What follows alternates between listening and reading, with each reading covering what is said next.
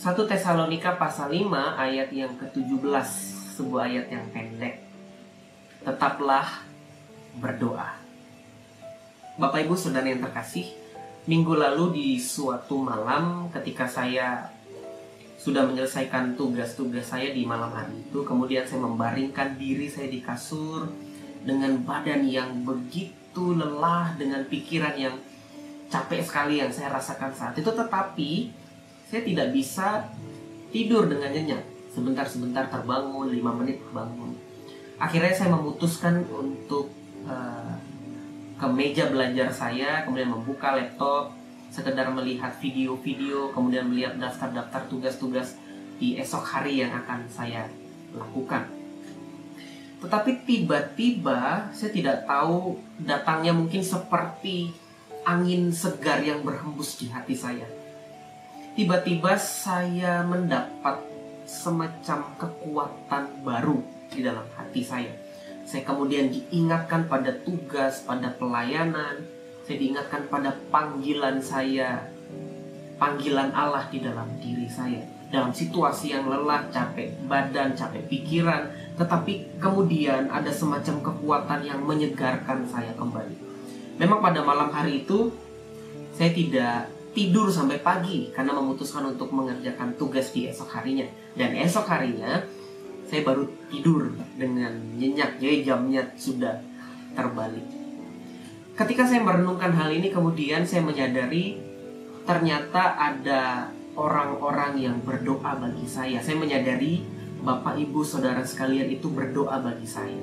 Malam harinya ada beberapa jemaat yang meminta list doa dan saya memberikan kepada mereka list doa itu dan mereka berdoa bagi saya.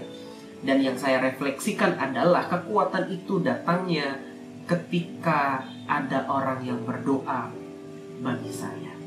Dan mengapa ada semangat, ada kekuatan baru yang saya dapatkan di malam hari itu? Karena saya yakin Bapak Ibu Saudara sekalian di rumah berdoa bagi saya. Nah, di masa pandemi yang terjadi di hari-hari ini, di masa-masa sulit ini, bagi saya saling berdoa adalah hal yang penting, hal yang harus kita jaga. Rasul Paulus mengatakan, tetaplah berdoa, memberikan nasihat kepada jemaat di Tesalonika dan kepada kita di hari ini untuk jangan berhenti berdoa. Jangan berhenti saling mendoakan. Karena di dalam doa itu ada kuasa yang hadir. Dan ada 2 refleksi yang akan saya bagikan kepada kita mengenai kekuatan doa.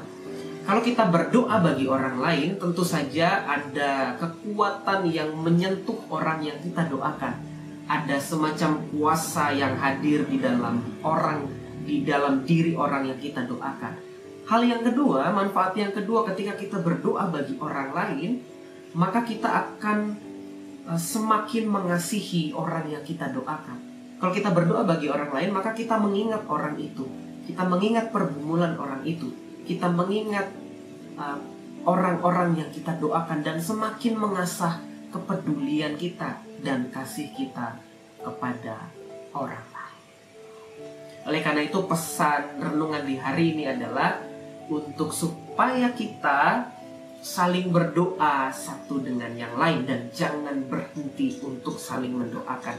Karena saling mendoakan di dalam sebuah persekutuan itu semacam tali yang mempererat dan mengikat setiap pribadi dalam persekutuan kita.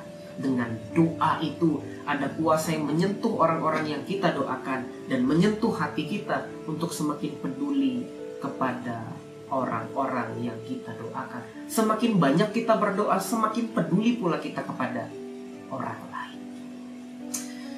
Di masa sulit ini mari kita senantiasa berdoa, terus berdoa, karena doa itu tentu saja punya kuasa yang menyentuh setiap pribadi yang didoakan dan mendoakan. Kiranya renungan di hari ini memberkati kita. Silakan berdoa.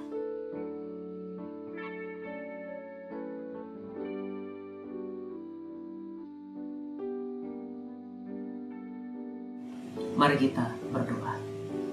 Kami bersyukur ya Tuhan, di tengah pandemi ini ada begitu banyak orang yang peduli kepada kami, mengasihi kami, mendukung kami, berdoa bagi kami, sehingga ada kekuatan, ada sukacita, dan damai sejahtera dan pengharapan, baik kepada orang yang kami doakan maupun kepada kami yang mendoakan.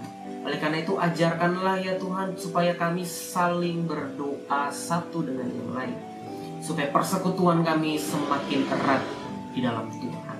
Di dalam nama Yesus kami berdoa dan bersyukur. Amin. Kiranya Allah, Sang Sumber Damai Sejahtera itu menyentuh hati kita dan memberkati kita di hari ini.